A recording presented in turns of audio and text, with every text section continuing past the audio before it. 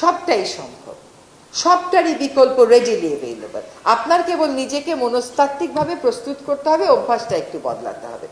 দুই একটা জায়গায় আমরা ঠেকে যাই। একটা হচ্ছে কলম।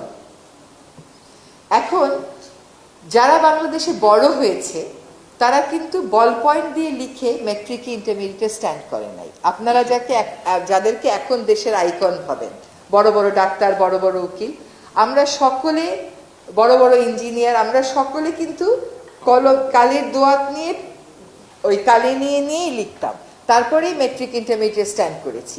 কিন্তু এখন বল পয়েন্ট ছাড়া চলছে না, এটাও অভ্যাসের ব্যাপার।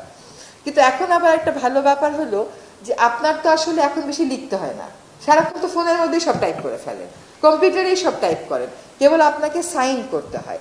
তাহলে আমরা যেরকম দস্তায় দস্তায় কাগজ লিখতাম, এখন মেট্রিক ইন্টারমিডিয়েট পরীক্ষায় লিখতে হয়, যে পরীক্ষা আমরাও দিয়ে এসছি এবং ফাউন্টেন পেন দিয়ে এসছি, কোনোদিনও আমাদের অসুবিধা হয়নি। একটু কালি মাঝে মধ্যে এদিক সেদিক লেগে যেত, সেটা একটা অন্য কথা। তো ওইখানে আমরা একটু সমস্যায় পড়ে গেছি। সেখানে প্রত্যেক দিনের লেখাটা পেন্সিল দিয়ে লেখা যায় না, লেখা যায় তো। এখন পেন্সিল দিয়ে হবে যে পেন্সিলও তো কাঠের তৈরি, তো কিছু কিছু গাছ আছে দ্রুত বর্ধনশীল, সেটা দিয়ে আমরা সামলাতে পারবো।